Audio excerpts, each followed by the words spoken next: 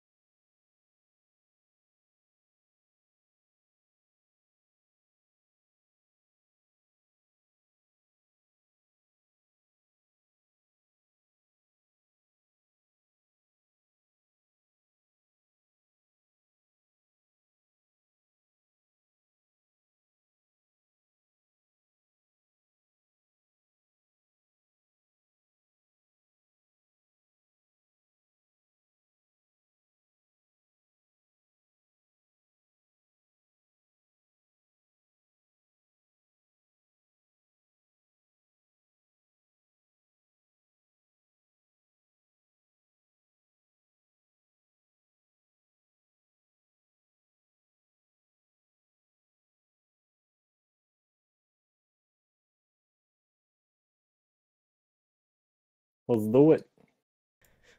All right. Let's hit the sounder. Get the show on the road. Start it now.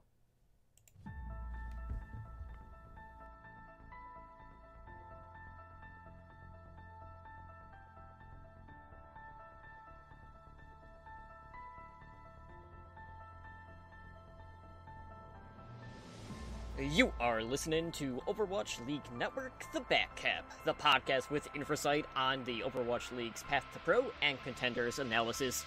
Here are your hosts, Emily Drunk and Ren.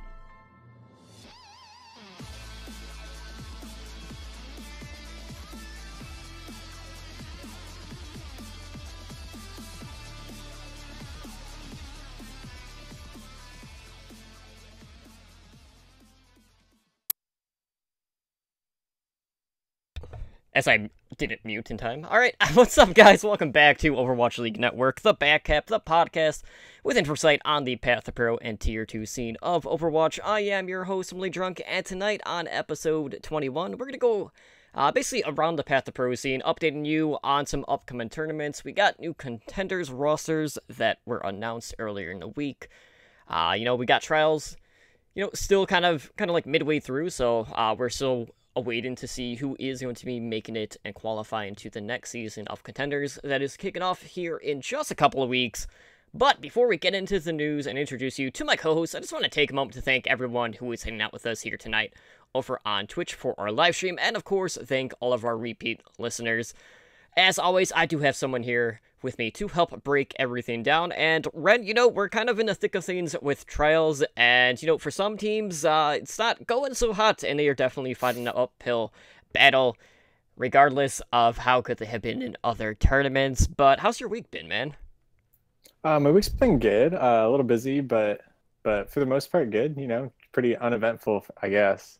But yeah, I'm excited about trials a lot. We've got kind of some dark horses coming out of the mist, and some unexpected, I can't say upsets, because when it comes to trials, they were never at the top, but upsets for lack of a better term. So it's been a pretty wild ride. Absolutely. So let's go ahead and kick it over to what's been going on in the Tier 2 scene. So in regards to tournament news, we do have an upcoming tournament that is returning in early August. That is held by Assembly, and they have the Omen by HP tournament. You gotta have those sponsors and whatnot. This is a Finnish tournament, so you will have 4 Finnish teams competing for a prize pool of over 9,000.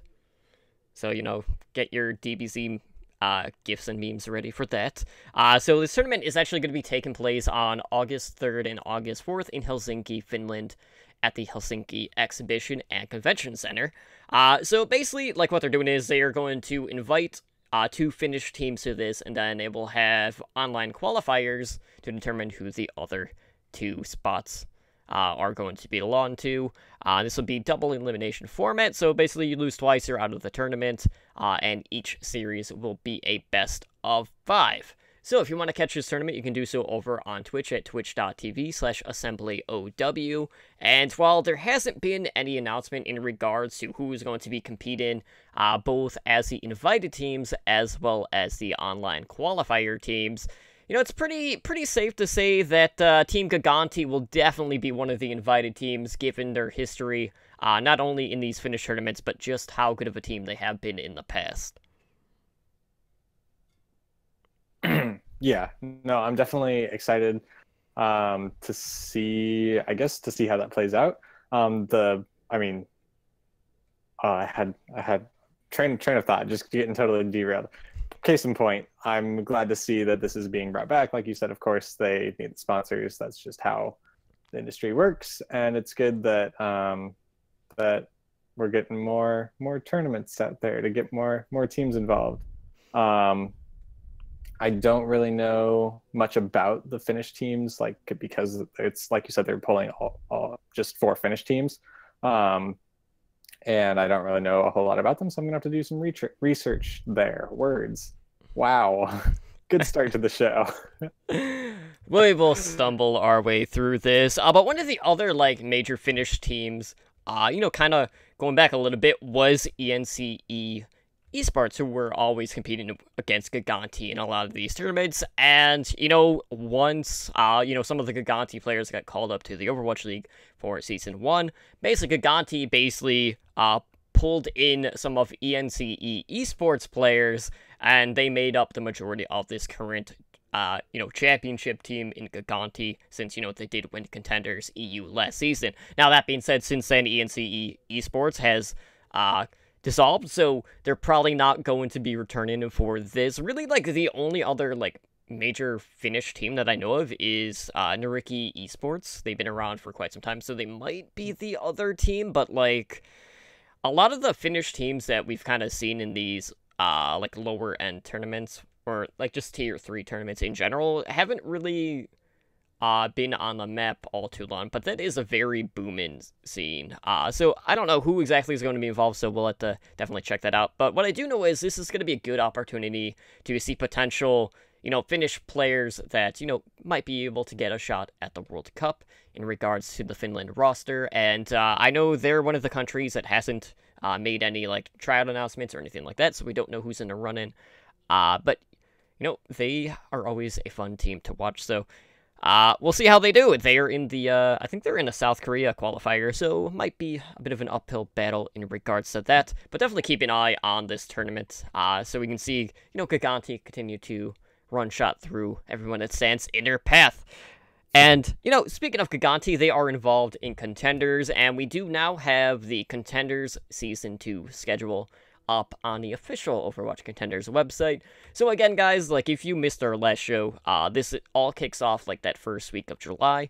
We have Australia and China kicking things off on July 1st. Europe starts on July 2nd. North America starts on July 3rd. They are taking a...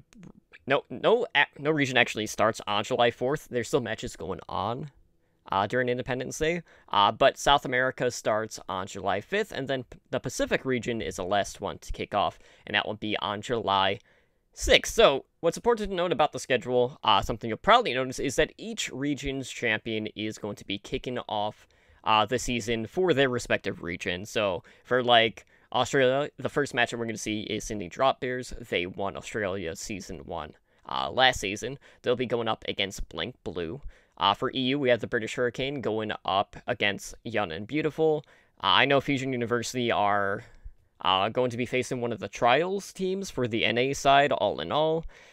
So, we don't quite know all the teams in, obviously, just because Trials is underway, but, like, are there any teams out there, in regards to the regions that we really have been covering, like, say, NA and EU, that, maybe you have your eyes set on that didn't quite have the stay-in potential last season? I mean, just based on what we've seen so far in Trials, I definitely think that last night's leftovers might. I mean, they've been on a tear lately in Trials, so I feel like they might be able to really put up in Contenders like they were unable to last season. Whether or not they'll be able to really go 10 rounds with the top teams, with Fusion University and those other teams that are coming back to Contenders, I don't know. But I mean, they've been looking really good lately. So I think that if anyone, they have a really good shot at it. Yeah, NRG is another one of those teams that is definitely going to be in discussion. Obviously, they brought in Rascal. They also have a new head coach, which we'll talk about here in just a minute. And, that was the team that had, they did manage to qualify for Contender Season 1 in regards to the playoffs, but, as we mentioned, Shanghai Dragons picked up Damon, so that definitely hurt them. Hopefully with these new, like, roster rule changes that we had talked about on our last episode, we're not going to have to deal with a situation like that again, so, we're not going to have, like, a specific team, like, maybe limping their way into the playoffs and then just having a roster move like that just completely affect the team and their chances at, winning in the playoffs. So they're definitely a team to watch. EU is always just like like a toss-up. Like, every time, like, okay, we're feeling good about this team. We're confident, and, some unexpected things happen. We saw, like, Eagle Gaming, for instance. They recently have been competing in some of the other Tier 2 tournaments.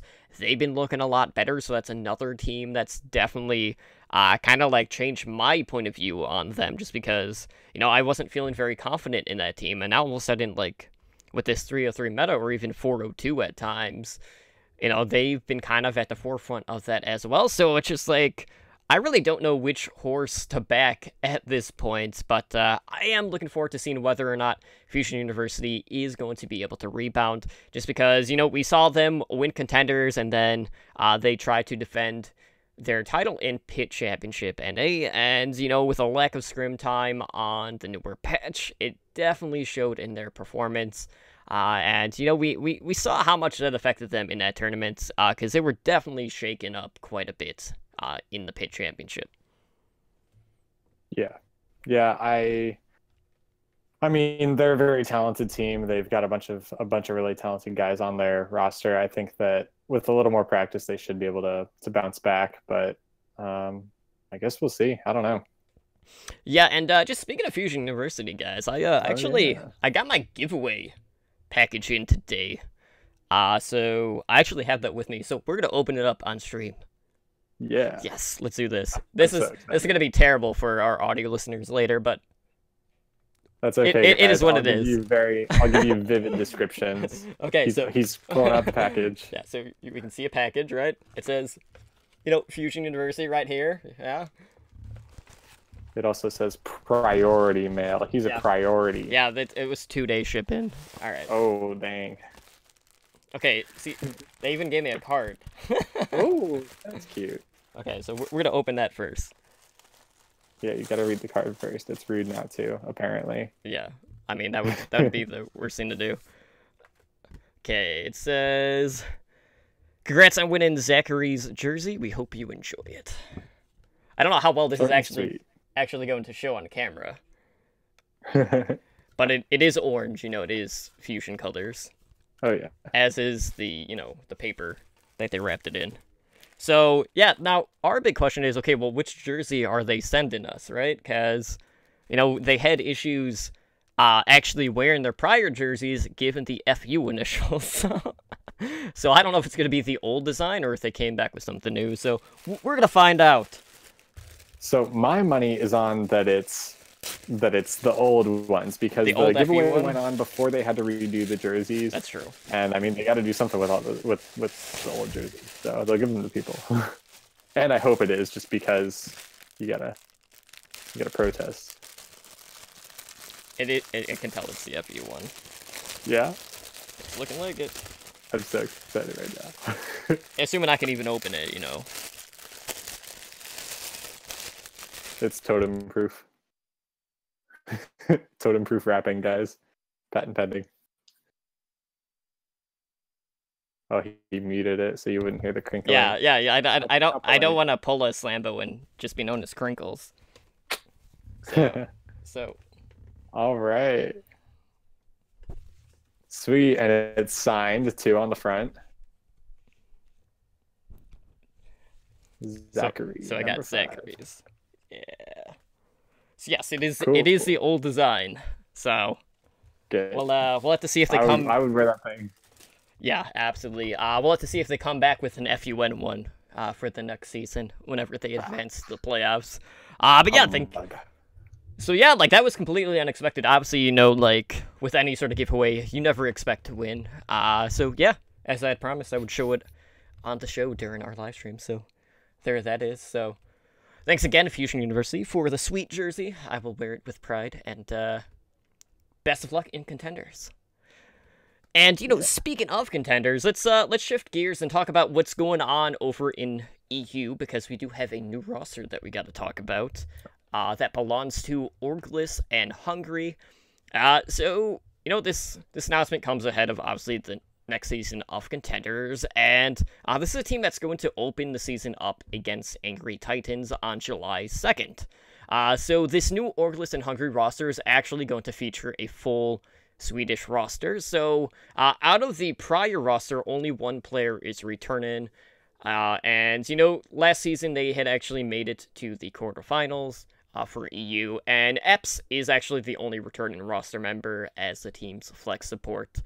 So another team that we talked about was Northern Lights. We were wondering, like, okay, well, where's this trio of players going? They're actually going to Orglis in Hungary. It's not an Overwatch League team that, we were hoping it to be. But they do have Leo Dead's Latex and Casper coming in. So we got a trio of Northern Lights players. That was a team that did absolutely ridiculous in Open Division. So they'll also be joined by Denia and Kevster. So, another one of the roster members, Emil, had actually stated that he's not going to be participating in Season 2. Apparently, they're dealing with an illness in the family, so, he's taking time off to be with his family. So, probably it's pretty serious in that regard. But Kevster, most recently, he was on last night's Leftovers. He was one of their DPS players before they did their roster overhaul. And Denia has been kind of around the block, I guess is the best way to put it. He's been on a number of teams. Most recently, he played for Bazooka Puppies. He was also part of that very troubled Mosaic Esports roster. I'm not going to say troubled in the roster sense. It was more the organization that was troubled. Then, he had competed on 1-2-3, which was another one of those Cinderella-like teams. So really, we've seen Swedish teams do some pretty good stuff over into EU. Like, Misfits, is this a potential for the same thing going on again in Contenders? Yeah, I mean, I think that it definitely could be, just because looking at these names and where these people are coming from, they have a lot of potential. Obviously, it might take them wow, words, a hot minute to start gelling together as a roster. But I mean, we know that trio from Northern Lights, I mean, they've done well in the past, and there are just a bunch of familiar names in there. So I think that, like I said, once they kind of get over that blending hurdle, they should be able to do some damage. Yeah, definitely a team to watch. And, Orgulous and Hunger was always kind of one of those middle-of-the-pack teams. So, there's definitely room for improvement. And, kind of building that core around that Northern Lights trio, I feel like is definitely going to give them that extra oomph to that roster. So definitely a team to keep your eyes on over in the EU. But as we've said, again, like, EU is one of those, it's really anyone's game. And a lot of these teams are coming in looking absolutely fantastic. So definitely a team to keep an eye on. And shifting back to NA, we actually got another NRG announcement, and that is that they are expected to sign Chance to a 6-month contract in regards to being their head coach. Now, recently, Chance has been acting as their coach for the past month, and, this news kind of follows what we had talked about last week with Rascal getting picked up by NRG Esports. And we've seen NRG, really turn things around, As I mentioned time and time again, this is a team that used to be kind of like a meme team, 7th and 8th finishers all the time, to very lately, they finished 2nd in the Beat Invitational. They took 1st in Overwatch Paid Championship NA, which shocked the hell out of a lot of people. And, Chance is someone that started his career as a tank player. He was with Northern Gaming after the game had released back in 2016. He would later go on to coach Immortals, which would eventually become the LA Valiant, kind of down the pipeline. And, this is someone that hasn't really been under contract within Org since he left Immortals back in 2017. But we've seen NRG really turn the tides in regards to, just their overall results. They didn't quite really go anywhere in the playoffs last season of Contenders, but they have been top finishers in basically all of these Tier 2 tournaments that have been going on since then. And, with the addition of Rascal on his team, the possibilities seem to be endless for NRG. So, that's definitely a team that I'm going to have a close eye on throughout the NA side for sure. Yeah, definitely. I think with all of the bolstering that NRG is doing to their organization and to their roster, it's definitely going to be an interesting season from them. They've been doing pretty well lately, and any additional help they can get, I mean, is it's not going to work against them, I don't think. And if I'm not mistaken, I believe Chance is not only their head coach, but I think he's their only coach. So, I mean, that said, with him, I think that they'll be able to just have more structured guidance and whatever on macro strategy and things like that, things that you need a coach for, just because, I mean, without him, they wouldn't have any of that. So I think that, like he said in his tweet, he's been coaching them for the past month or so. So it's obviously been doing good things so far. So it'll definitely continue.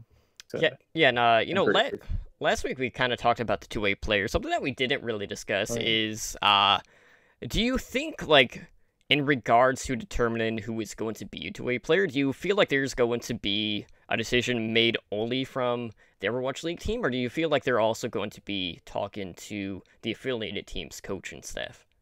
I mean, I think that these teams and organizations are obviously trying to foster their relationships with one another, um, between the Overwatch League teams and the affiliated teams. So I don't think that that would be a one sided decision. I think they'll definitely be talking about it, but at the same time, I still think that the Overwatch League team will probably have the final say, just because it is their players that they're designating under their contracts. So it really depends on the wording of the contracts and what the affiliation language looks like with the sister organizations.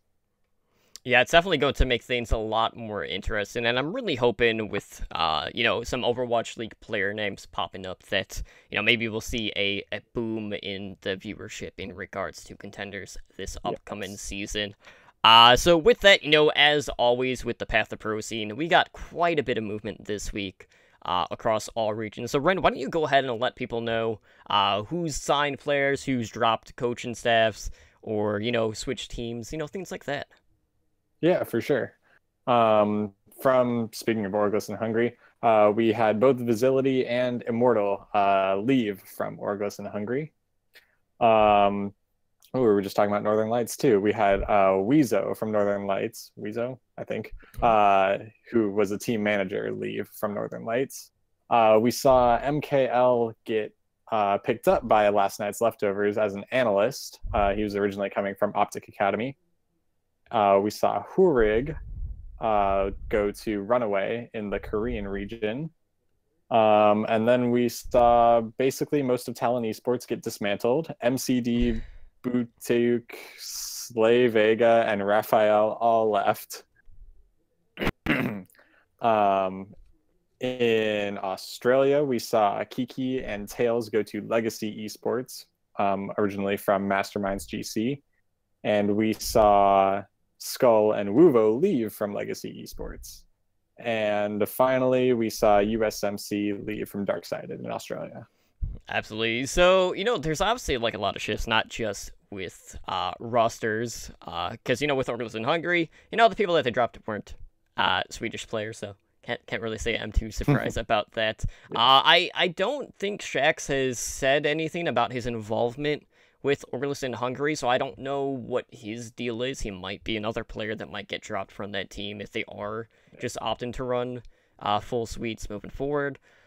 So we'll have to keep an eye on that. But again, guys, like as you guys know, like Contenders Trials is going on right now. We're trying to figure out who's going to be qualifying for this upcoming season of Contenders. And, the ones we've been keeping an eye on the most have been NA and EU. So we're going to go ahead and update you on who's currently in that top 4 position for both regions. So let's start by talking about what is going on in North America. So, Ren, like, are we seeing any shifts over the past couple of weeks? Because, I mean, just looking at this, it seems like LNL has a pretty decisive advantage right now. Yeah. Yeah, so earlier I think I said LNL was on a tear, and by that I meant they're 5-0. They're undefeated. Their map record, they've only dropped 4 maps. They're 17-4 on their map record. They are followed by Karasuno, who are 4-1 with a 13-8 map record. Coming in third place, we have Bye-Week. What? With a 3-2 map record. A 3-2 win record and an 11-9-1 map record. In fourth place, we have Mirage Sport Electronique, sitting at 2-3 with a 9-11 map record. Again, you'll notice not among those top 4 is Goats, who are currently sitting in 7th place at 1-4. Their map record is 9-13-1. So I mentioned or noted that I was surprised, obviously, at Bye-Week's third place holding right now, and it kind of speaking to their older performances, I guess, against coming up against this struggling Goats. Goats, their only win so far has come against Bye-Week. So maybe Bye-Week was off that day. Maybe they were, I don't know, but Bye-Week has been showing a new light, and so has Goats, because they're not doing so hot right now. Goats will be facing Eminence and Second Wind to close out the Contenders Trials season. Yeah, So I mean, at this point, sorry, Totem. At this point, I don't really see them making it. Actually, I don't even think they can make it into. They still can, because you have to figure there's only 2 games left. So right. Like the best like one of these teams can do is like 4-3. I don't think Mirage Sport Electronic is going to win both of their remaining games. Right. And Goats are facing 2 of the lower end teams as well. So I mean, like, map record wise, you know, they're looking pretty good even with only 1 win right now, but they have 9 map wins, which is also equal to what Mirage has currently. So there's still an opportunity. It's just a matter of how Mirage is going to do with their remaining 2 matches. So, taking a look over at Contenders Trials EU, you know, not too many surprises here. We have Snakes currently in first place. They are 4-1. They have a map record of 14-5-1. We have Org in second, also 4-1, but they are 13-7-0 for their map record. In third, we have 1 Point, who are 3-2 with a 14-7-0 map record. And rounding out the top 4, we have Bazooka Puppies, who are 3-2, and they are 12-8-0 for their map record. So right now, Singularity is one of those teams that are on the bubble. They have the same overall record as Bazooka Puppies, but they trail them by 2 maps. So it's not quite out of the woods yet for Singularity. And Northern Lights, which is, you know, a team that had gone a major reshuffle, obviously because they lost half of their roster. They are still seeking their first win, and because of that, they are not going to be able to make the top 4. So, you know, this is going to be a team that's going to be having to make their way through Open Division again. So, and that being said, you know, Snakes looking pretty damn good, all in all. So we're gonna go ahead and kind of look at a couple of different regions in regards to Contenders Trials. And, you know, initially, you know, you and I were like, okay, let's talk about EU. We'll see like what's getting streamed. And, you know, we've had Broadcast of GG do some stuff lately, not only for Open Division but Contenders Trials. So, you know, they had some of the European stuff. So we're like, okay, we're gonna go 2 matches. Well, one of them for the video quality, like, it said it was 720p at 60 FPS. It did not look that way to me when I was watching it. So I'm like, yeah, we're to cut that. So we're going to talk about That's a Disband versus Bazooka Puppies over in the E region. And then we're also going to look at some of the stuff that's going on in Korea. We had, you know, GC Busan Wave going up against Meta Athena. So, you know, Meta Athena, another one of the fan favorites. And Wave has been a team that we've been anxiously awaiting to see, just because, you know, they had gone through Open Division. And then we'll also talk about 2 other teams in Blossom and Fresia Esports. But first up, let's talk about EU. So we'll talk about what went down in this pretty interesting series between That's a Disband and Bazooka Puppies, because this was definitely an upset in every sense of the word. So, Ren, what went down in this series? I mean, like you said, it was an upset. We had all the analysts, well, not all of the analysts. Panda was rooting for the underdog, but the analysts, for the most part, were saying, oh, like, we see Bazooka Puppies pulling this one out pretty easily. That's a Disband's kind of been off their game lately, and that's exactly what I expected to happen. But somehow That's a Disband took the series 3-1. So I mean, I was pleasantly surprised, I guess. A lot of it, I think, is thanks to Mouse. I mean, honorable mention to this guy. He was popping off on the Tracer and on the Widow, honestly, at a couple of points. Less so, but still some strong play out of there. Where they started out on Ilios, and his pulse bombs specifically on Tracer were just good, just really good. And like it was that was the first map, and I just remember thinking to myself, I was like, we've kind of been out of this really Tracer heavy meta. I mean, she still pops up every once in a while, but less frequently with Brigitte in the mix. And I was thinking to myself, you know, like I would sometimes get sick of Tracer back in like Contender Season 1 and just over the past however long it's been since she's been the end-all be-all to Overwatch. And it's really refreshing now to watch some good Tracer play. It was a nice little change in pace. On King's Row, we did see Mirror start to pop off for Bazooka Puppies, though. He had a really good map performance on both King's Row and Temple of Anubis. He mostly, pretty much for both of those maps, he's stuck on the Genji and the Junkrat, and both, I mean, he looked fantastic on both. He was just tearing stuff up. So obviously Bazooka Puppies didn't come out on top in this series, so that one person was not enough to carry them through, but I just wanted to mention some of his like just monster plays with the Genji, especially on King's Row. And again, Mouse, I mean, he had that's what it was. King's Row on their second attack, he had this monster 3K pulse bomb. So if you missed it, you should see it. I'm sure someone clipped it out there. If not, I should go back and do it. But last thing I was going to mention is Junkertown was our fourth map. And sorry, I'm going to backtrack a little bit. Temple of Anubis is the only map that Bazooka Puppies did end up winning. We went to 2 rounds, and what's it called? That's a Disband got full held on their second attack. But on Junkertown, we had Tri-Spear. Normally it plays as Zen for That's a Disband. Switch over to the Roadhog, and man, that guy can hook. Like, he was on point. It was really impressive to watch. The casters were all about it. They were like, man, this guy's just, it's like he plays Roadhog as his main, blah, blah, blah. Like, it was really cool to watch. So those were kind of my highlights from the match. Definitely a really fun one to watch. Especially, I mean, I feel like everyone likes rooting for the underdog. It's a good feeling sometimes. So, but what about you, Totem? Did you see anything else that popped out specifically to you in here? Yeah, I mean, like, even on Ilios, Tri-Spear on the Zenyatta was fragging out to close out that first round. And yes, a lot of that was Mao's doing a lot of work on a Tracer, often going kind of uncontested on the backline. So Puppies didn't really know how to handle that. There's also a pretty big moment where Insomniac had popped his Valkyrie only to get dropped immediately. As, Disband ended up finding both of the Puppy supports. And yeah, I mean, Puppies did eventually end up flipping a point, but that wasn't until 99%.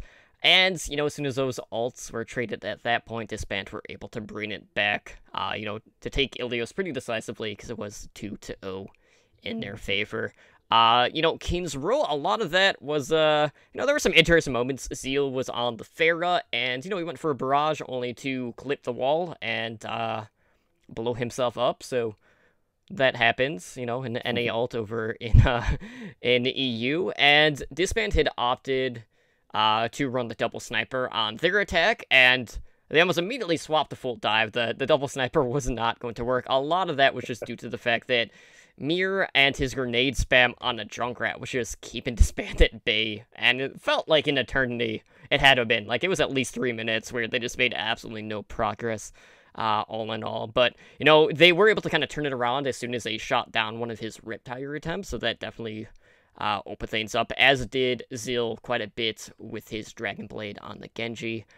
But a lot of it, like, going into outside of Mao's on the Tracer, we saw a lot of like back and forth in regards to the tank ultimates here.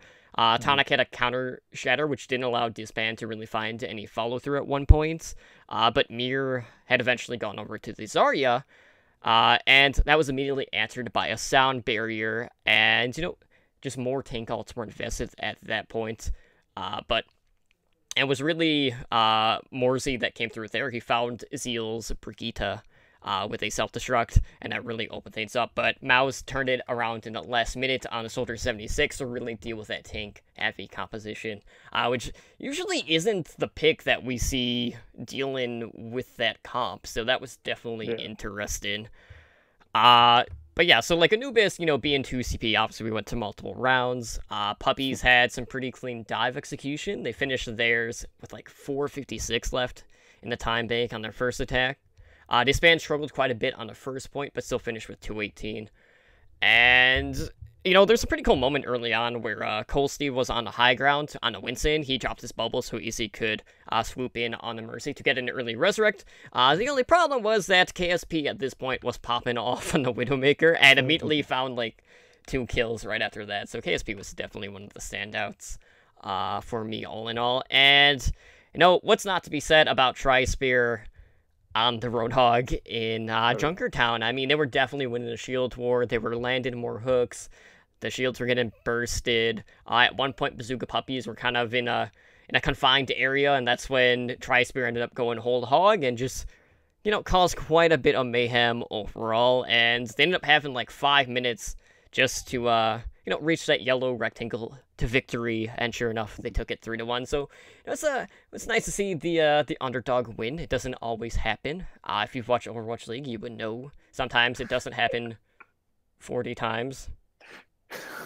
But yeah, it's a good series though. Tri-Spear was definitely a standout though in Junkertown because we don't always get to see the Zenyatta players popping off on the Roadhog. More times than not, they might be fragging out with the right clicks to the domes and maybe out-sniping some Widowmakers, but here it was on the Hog, which was cool to see. So let's go ahead and shift gears and talk about some of the matches that we had watched for Contenders Trials Korea.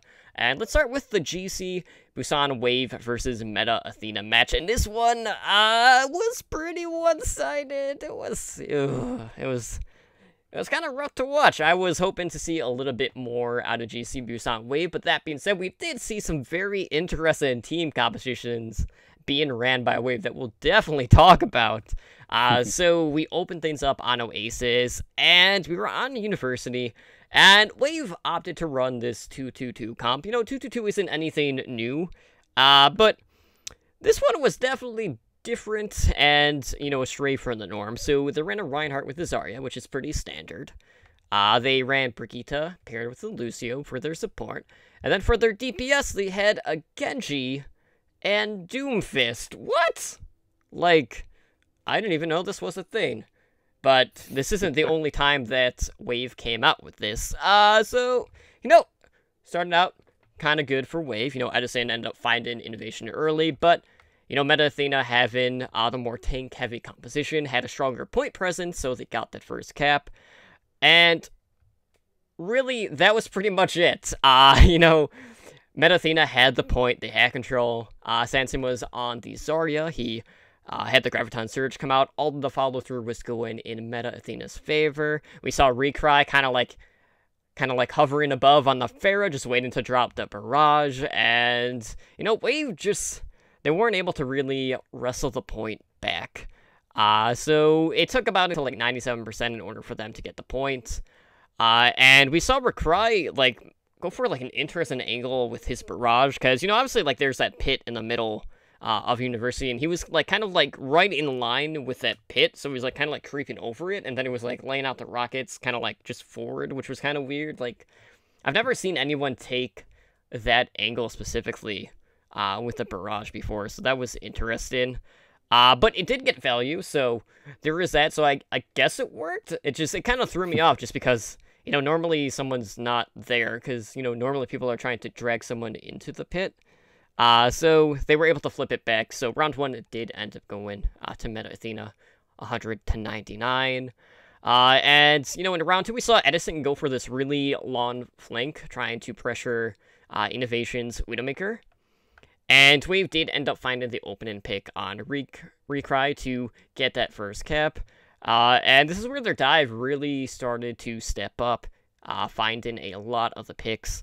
And they were able to shut Meta Athena down in round 2. That was pretty decisive. So, we were going to round 3 here on Oasis. And Edison ends up finding Recry to kind of open things up. But Meta Athena had already basically gained control of the point already. And we saw Self-Destructs kind of coming out from both sides, taking out both Mercies that were kind of mid-flight. And, amidst all of that chaos, Meta Athena was actually able to get a team kill. Wave were able to kind of stealth flip the point back, but Athena wrestled it back fairly quickly. I think they were only able to get 14%, so, not a heavy presence there for Wave. But we saw, the rally coming out from Innovation, who was on Brigitte. And, that armor on top of just the presence from Meta Athena was just too much for Wave to handle at that point. So we went to Hollywood, and this was pretty decisive for Meta Athena. Silly had found Alfie right out of the spawn. He domed him with the Zenyatta. He would come out, get picked off again. Innovation opted to go for a D-Mech, like a quick Deadeye. So we found a D-suit on the D.Va player, and then he dropped down. He flashbanged Edison, who was trying to kind of like poke around the crates with his Tracer. So he got flashbanged and, double click. So that was great. Wave were able to kind of like inch their way in regards to their progress on the point. They were able to get like a tick here, a tick there, but then it just got stalled out basically at that point. So, only needing to, capture, 2 ticks. Meta Athena came out with the 303, and, we've talked about that composition a lot. Obviously, this is a composition that you can just bully your way out to a point, and sure enough, they did that, and as soon as Meta Athena had both of their tank ultimates, they were able to get all the cleanup, so they were up 2-0 going into the halftime, which would bring us to Hanamura. And Edison, again, this is a player that likes to go for wraparound flanks quite a bit. He tried to do that to Selly on the Zenyatta, and Selly nearly domed him. It forced out Edison's recall, so didn't quite get the kill on the Tracer, unfortunately. But, all the picks were definitely going in favor of Meta Athena. We did see the counter dive coming in from Wave. They did end up finding both supports, but Recry was there to answer right back after he pulled a Dragon Blade. And, this kind of like went back and forth, and Wave were actually able to capture the first point with like 5:30 left on the clock. And Innovation kind of got caught out in no man's land by a self-destruct. But Meta Athena ended up holding on. So on their attack, they opted to run 3-3 again, bullied their way onto the point. They had over 7 minutes to capture 1 tick on point B, and it was like 7:15. So this is a lot of time, probably the most we've seen after like a point A attack, or at least pretty damn close to it. Edison actually ended up switching to a Bastion point for point B, trying to, eat through all of those tanks. But he got pressured out of position due to a self-destruct. And, because of that, he wasn't where he needed to be. They weren't able to get any cleanup there to hold on. So Meta Athena took it pretty handedly yet again. And we went to Dorado, where it was Wave running the 303. And, I was kind of curious to see how that was going to work, because we did have Innovation on a Widowmaker, who was on the high ground. And, if you watch the Overwatch League Stage 4 playoffs, you probably saw a strat like this fail horribly, if you were the LA Gladiators. And, it worked better for Wave. They were actually able to get those early picks. A lot of that was due to their Brigitte player, because they had subbed in Godzijin. And, he found both Meta Athena support, so, they actually got a little bit of momentum based off of that. But, Recry on the Pharah, that paid dividends with his barrage, and they were basically just able to whittle down the 303 comp from range, because they were basically running Pharah and Widowmaker at this time. Edison had, tried to go for a Graviton off the high ground, but the fight had already been lost at that point for Wave, so it was kind of a mistimed ultimate. He probably wished he had that one back. But, Innovation with the McCree got, a lot of follow-through. There were a couple times where it would come in pretty big with 3K. And, Wave would try to pressure Innovation off the high ground, but every time it happened after a pick was already made.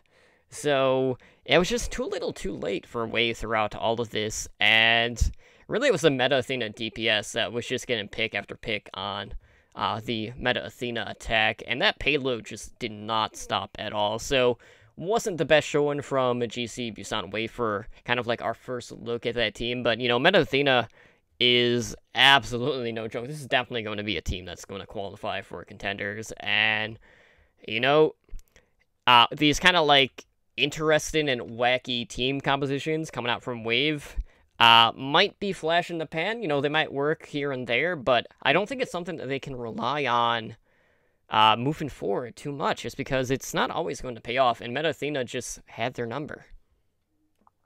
Yeah, Yeah, and the compositions is the one thing that I really wanted to touch on the most, just because that's the kind of macro, more macro stuff that I like to focus on specifically. But I mean that when you mentioned it on that first map when it came out, that 222 weird 222 that came out with the Doomfist Genji, I feel like I mean, it really takes the right situation to make that work.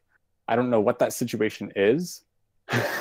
um, because I feel like pairing those two with a Brigitte might actually not be a terrible idea, just because they are. I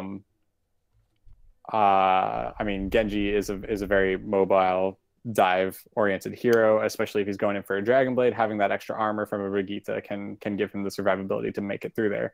Doomfist is the same way. He's melee based hero, whatever. I mean, he has his little ranged thing, but that's nothing. Whatever. But I mean, again, he's going in for a big macho punch thing, you know, and you want to give him that extra little bit of staying power so that he can make it through his attacks, because that's always the problem with running Doomfist specifically is he dies before he can get to people, even with his little shield thing.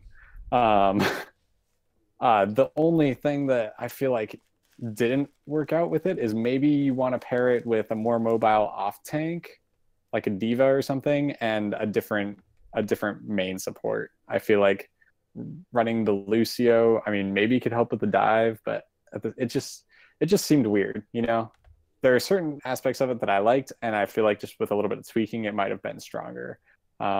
Maybe they'll figure it out eventually, maybe not. I mean, like you said, just especially against a team like Meta Athena, it's really hard for teams to have the leeway to experiment with things like that. So maybe they'll have better luck with it against other people, but who knows?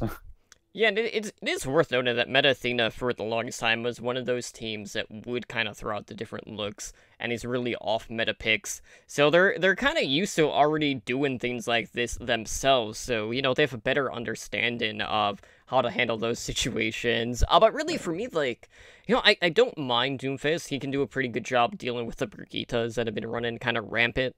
But Meteor Strike has been an ultimate that is really hard to get value out of, you know, with how good these teams are with their movement and their callouts. You know, it's very easy for someone to just slip right out of it, and really the only time where we do see it get a good amount of value is with the Space Jam, with the Graviton Surge, but, you know, unfortunately, they just weren't able to earn that Graviton when they had the Doomfist just because of the point presence that Meta Athena had, so you know, I am curious to see, like, in the future, whether or not that's kind of like their go-to control strat, or if that's just, you know, something that they have been working on overall. So definitely going to be something that I'm going to pay attention to the next time I watch Contenders Trials Korea with this team.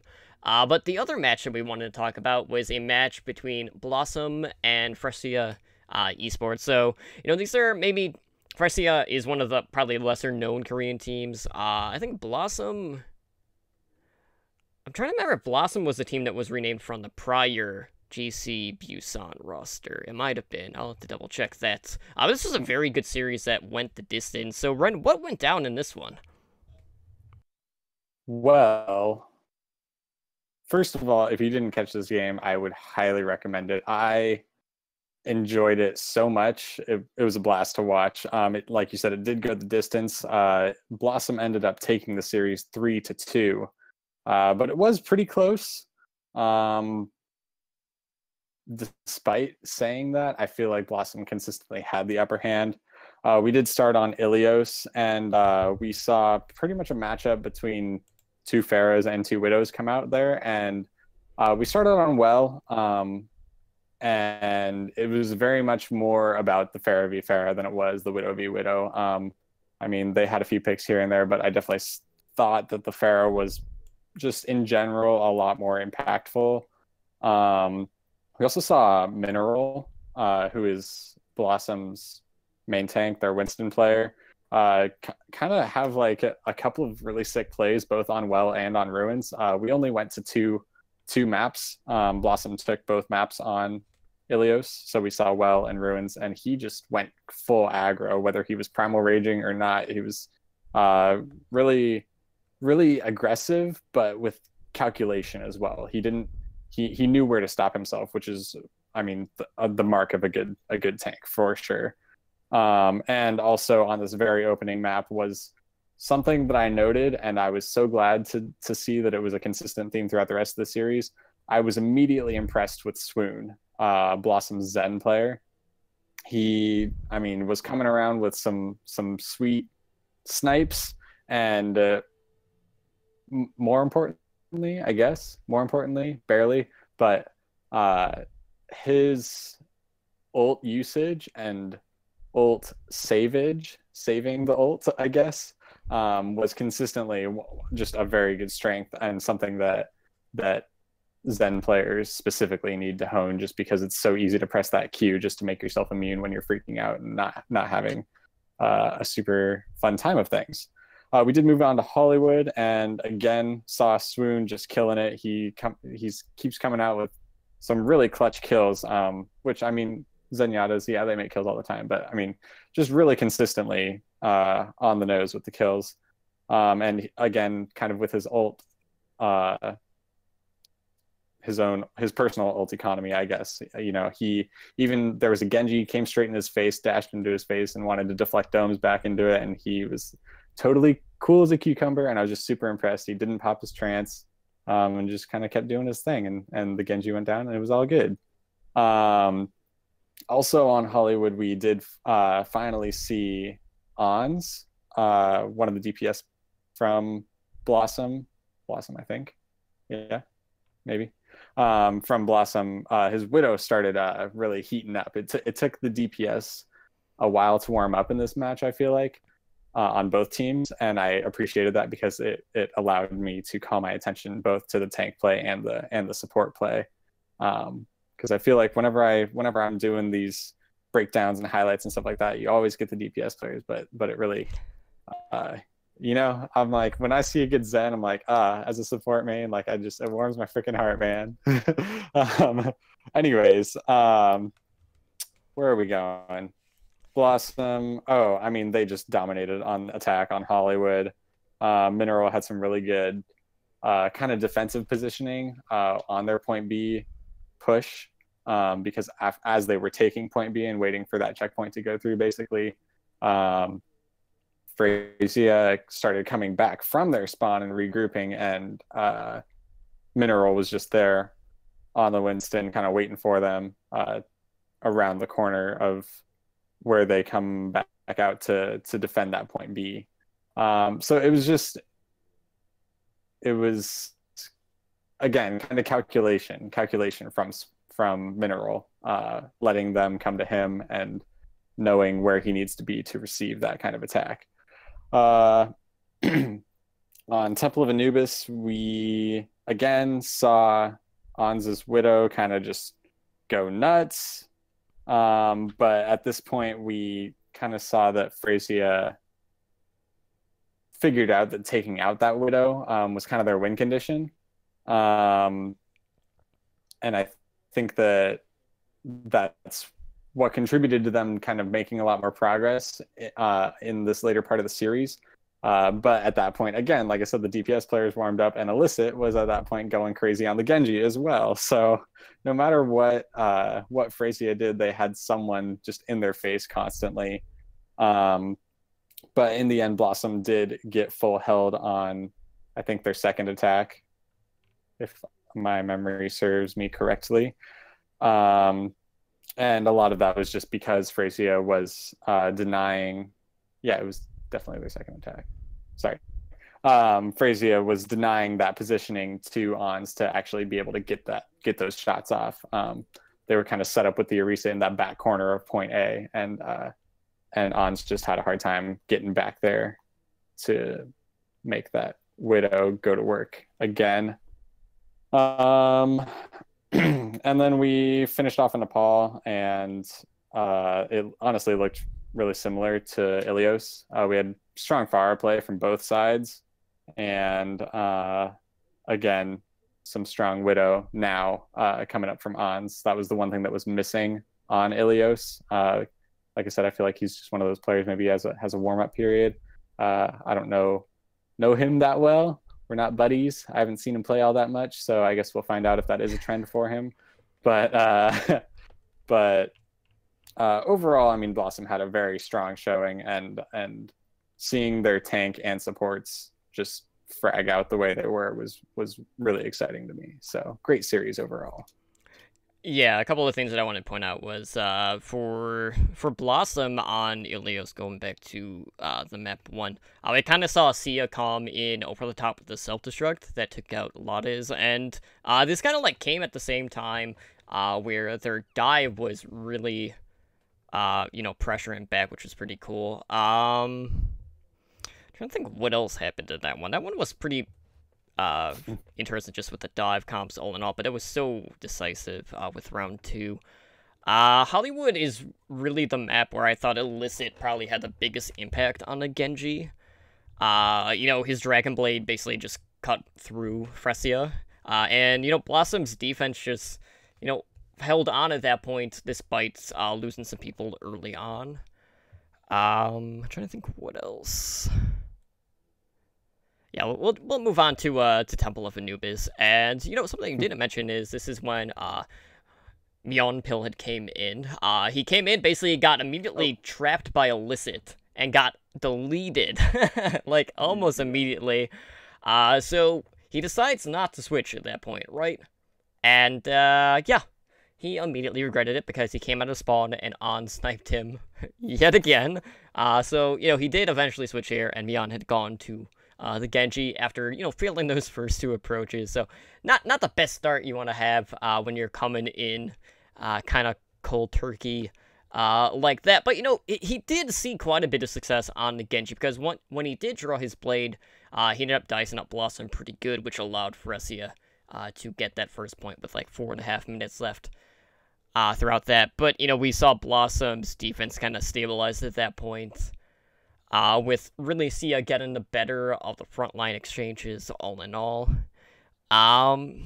Junkertown, we've seen quite a few different strats. Blossom opted to run with the pirate ships, and we did see the Bastion on their attack, which definitely forced out early resurrects from Unique.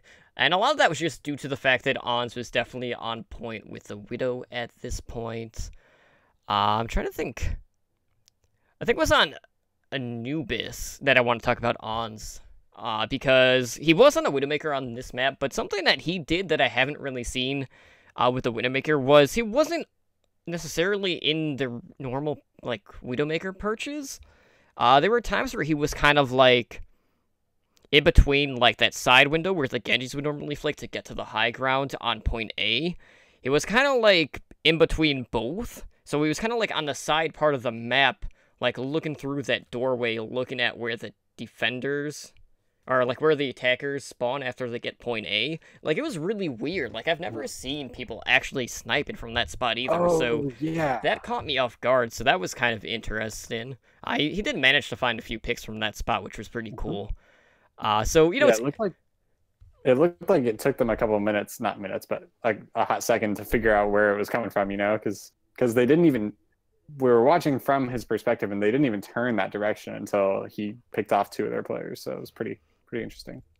Right. So we'll see whether or not any other Widowmaker players decide to maybe add that spot to their repertoire.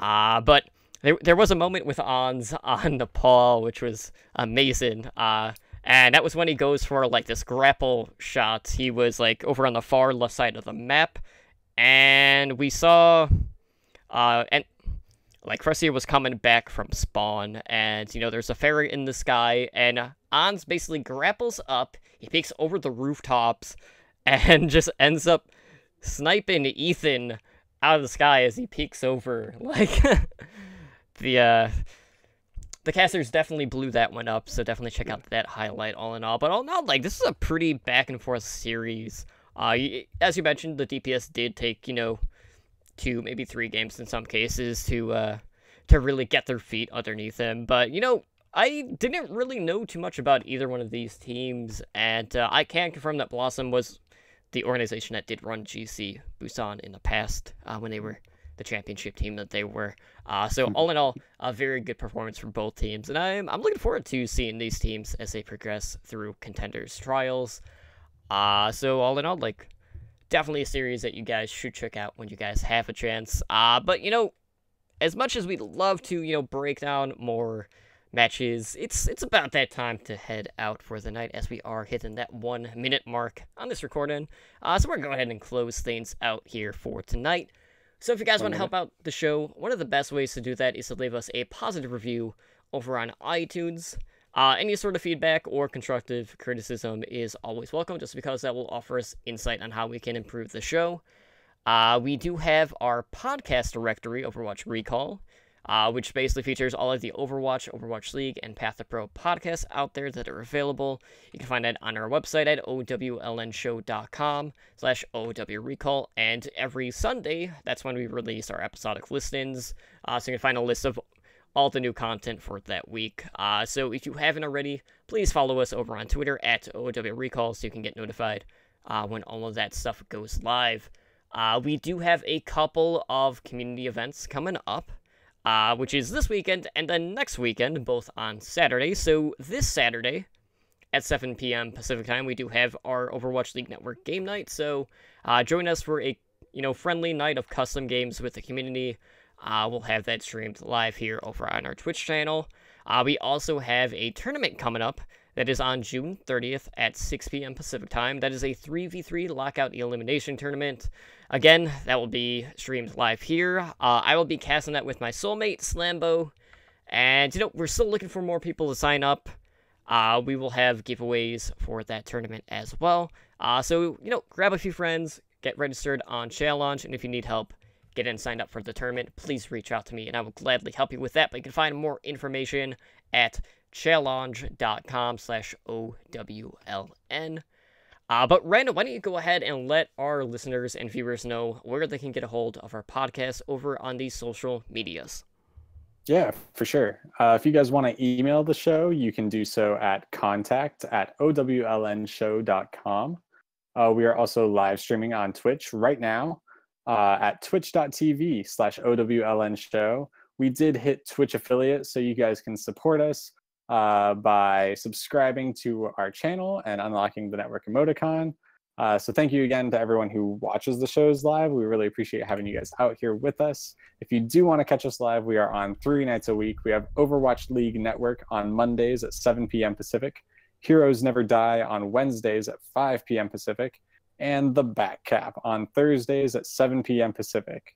Host streams will also be held on Friday and Saturdays at 7:30 p.m. Pacific. All the Pacific. You can also find us on YouTube. You can search for us, or you can find us by searching for Overwatch League Network.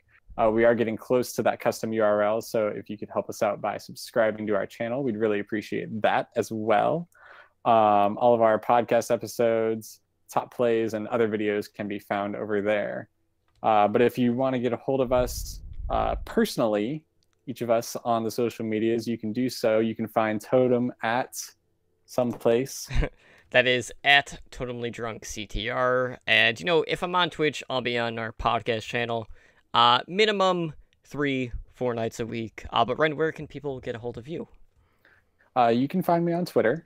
At Primal Ren. That's Ren with 2 N's. I tweet over there about lots of Overwatch stuff, mostly the World Cup lately, and other Blizzard things. I've been on a tear where I can't stop talking about Before the Storm, the new World of Warcraft book that just came out. So if you want to hear all the crap about that, no spoilers, don't worry. Definitely check it out over there. I also have a Twitch channel. It's twitch.tv/primalren. So maybe you can check out that ghost town too. Yeah, and you can also go on the Blizzard Gear store right now, because there's a summer sale going on, and there's a lot of good deals going out. So if you guys haven't yet, go check that out. I'm not even going to mention the other sale that's going on, because I don't want people to buy stuff that they're never going to play on a certain, game library, but you'll probably know what I'm talking about. But with that being said, guys, we're going to go ahead and dip out. Thank you so much for hanging out tonight here on our Twitch chat, and thank you if you're listening to the audio version. And we will see you guys back here, hopefully on Saturday, joining us for our game night. Guys, have a good night. Thank you for listening to Overwatch League Network, The Backcap. Be sure to follow us on Twitter at OWLN Show. Engage with the community on Discord at discord.me/OWLN Show. And join us every Monday, Wednesday, and Thursday night over on Twitch at twitch.tv/OWLN Show.